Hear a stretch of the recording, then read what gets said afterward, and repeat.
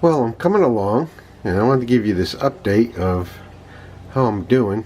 Things don't look different, but they are.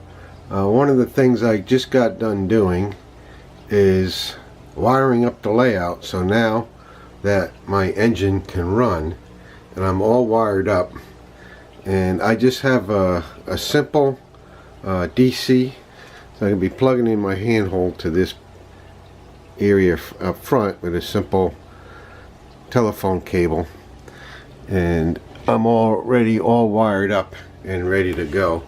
I had to take all of the cars off the track because after wiring up the track and testing it, I then laid the wires permanently. And like I say, it's a simple DC.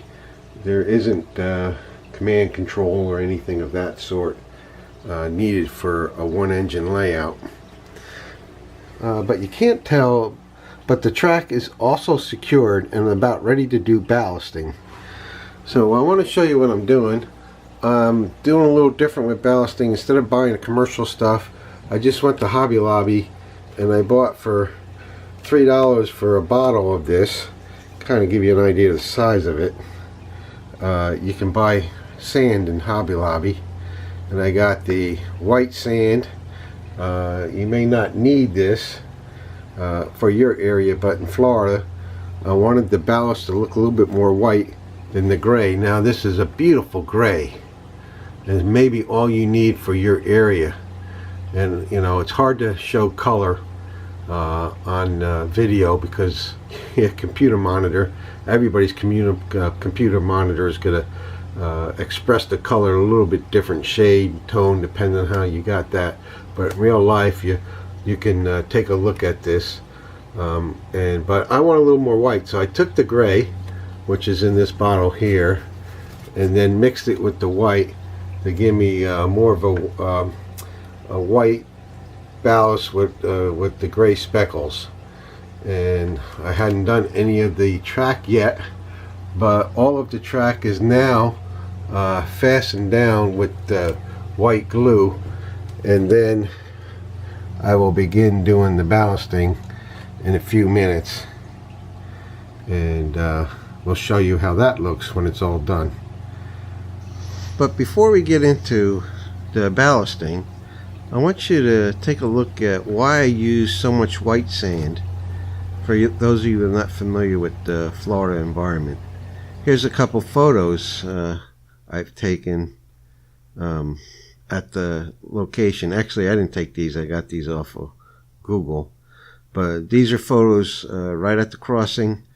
And here's another one looking down the track. And you can see how white the sand is at the location that I'm modeling. And the other thing you'll see here is why I don't use cork bed. Cork bed is great if you want to model a main line, but for the spur I'm doing, a lot of it's pretty flat going into the industries. Now, here's a little bit of the mixed sand I got in a folded sheet of paper. This is how I distributed the sand to the rail. And here's a little section I just got done doing. It looks very bright, white, salty like at this point. I'm not really wanting to do a how-to. I mean, the purpose of this video is just to give you an update of what I'm doing.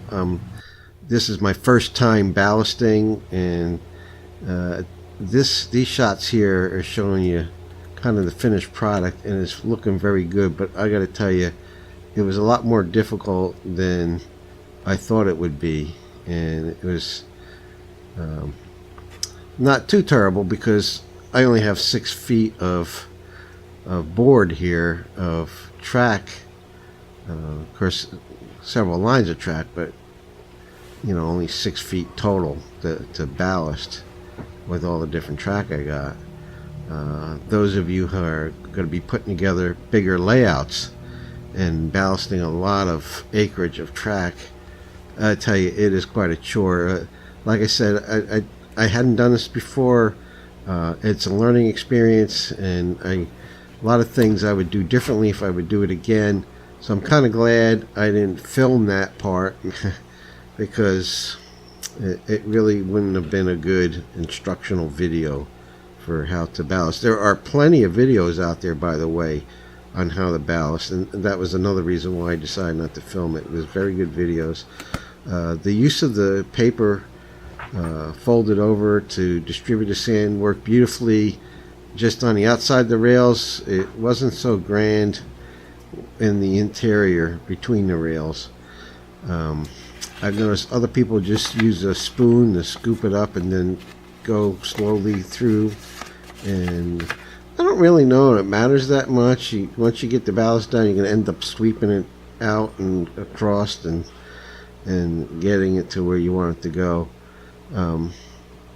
It was not the easiest task, but you can see shots here of the finished product. Now this is still dry ballast without me putting any glue down or anything like that to secure it. So the next thing I did was I did look up a how-to video, and somebody else after ballasting had talked about how they would take 50-50 white glue, but before they did, they would prep the ballast by using like a 50% isopropyl alcohol as like a wetting agent. Some people don't use the alcohol, they just use a little bit of soapy water as a wetting agent, and I did that, and I tell you, it made a terrible mess. And I think now that I've done it all, I probably would still do that method, but I'm a little wiser on how to do it now. But there you have it.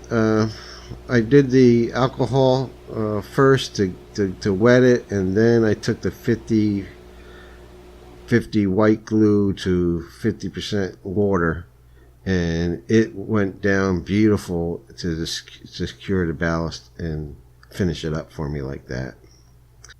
You can see I put some I got all the building roofs on now, and I'm going to be working more and more on scenery.